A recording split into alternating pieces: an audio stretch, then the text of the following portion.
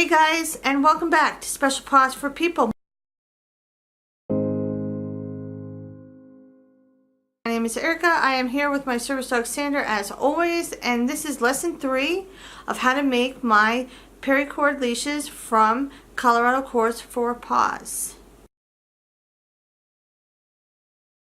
Okay, I am at the end, and I wanted to show you guys just a small little trick that I do.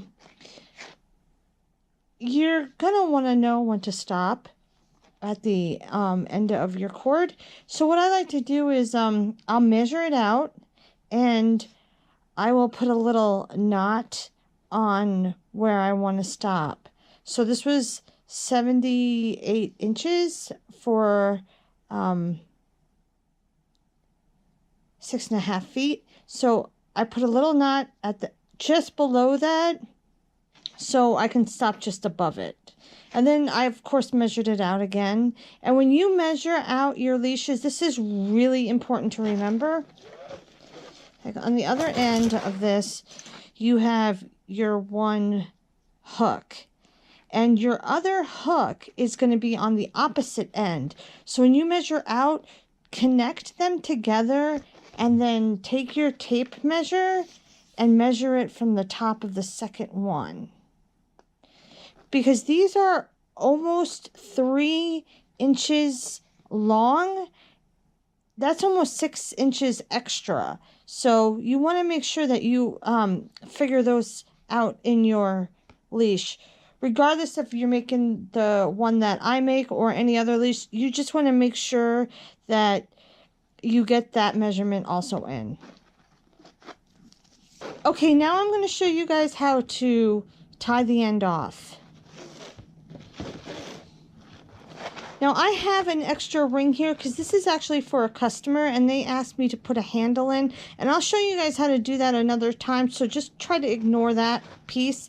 I wanted to work with these colors because of how different they are to show you how to weave. So when you're going to be tying your leash off, gotta get that knot out again.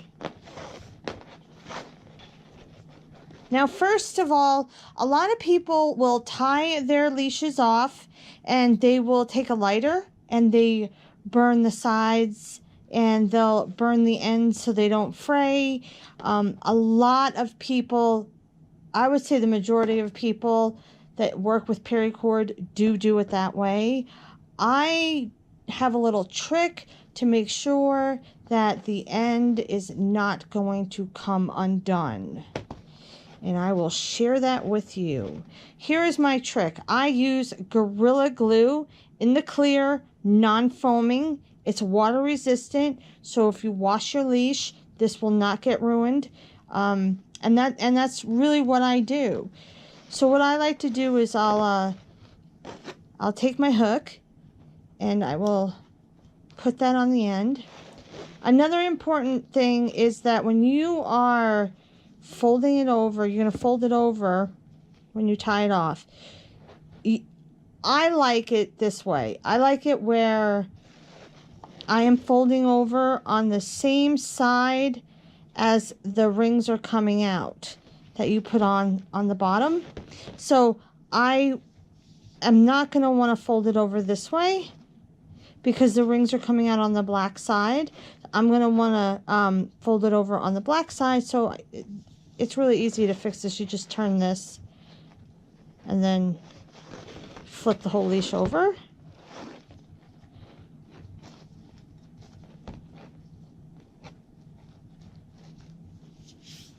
Just like that.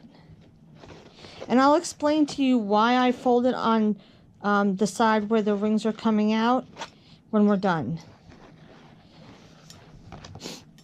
So you got your hook on now, and you can do it without the glue or with the glue.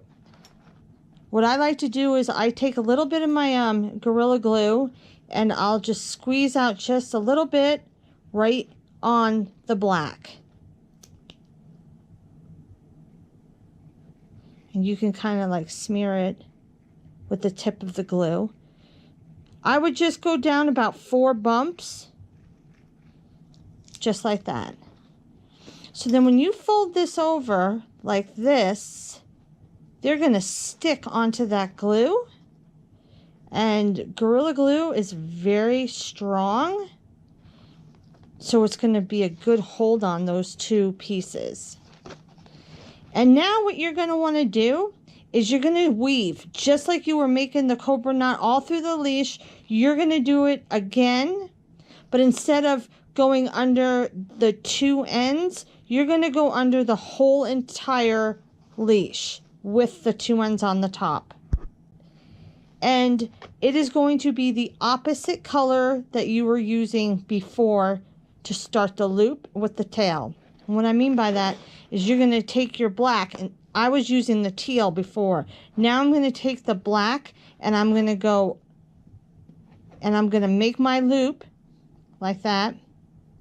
And then I'm going to go over the 2 pieces and the leash. And then if you could just hold it with your hands. And then you're going to take the teal and you're going to go over the black, underneath the leash, and through the loop. And then you're going to tie it tight. You're going to tighten it up. So it's the same knot. It's just you're using the opposite colors. So you can pull on it, and then you can also pull on these to make it nice and snug at the top. So same thing, you're going to take that black and you're going to make a loop and the tail end, and you're going to take your opposite color, which is the teal for me. I'm going to go over the tail end, underneath the leash, and through the loop, and tie it tight. And usually I like to go down about 5 bumps. So we're going to take that black, go over, make the loop, over with the tail, take that teal, go underneath, tie it tight. So you take the black, make the loop, put the tail out, take the teal, go over the black tail, and then go underneath the leash and through the loop. And you're just going to do that until you can go down as far as you want, to be honest. But I like to go only down about 5 bumps is good.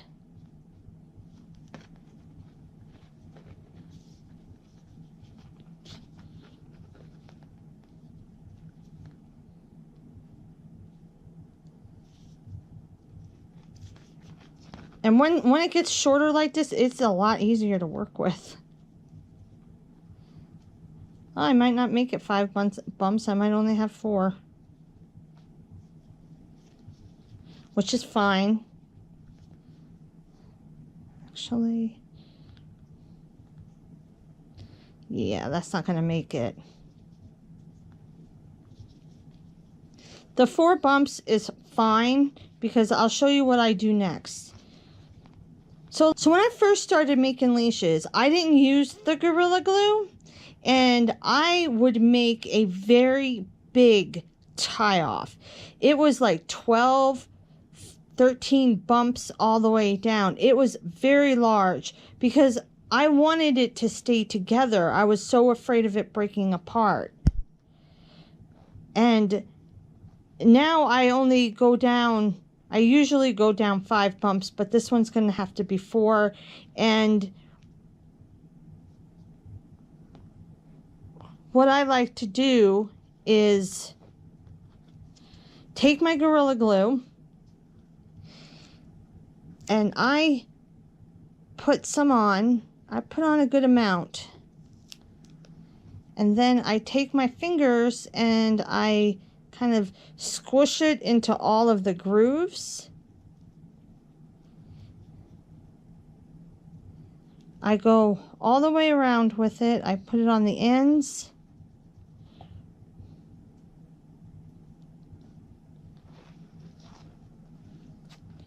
and I do the opposite side. So it gets a little messy because you got it on your finger and then you got to squeeze the bottle. And I do the same amount.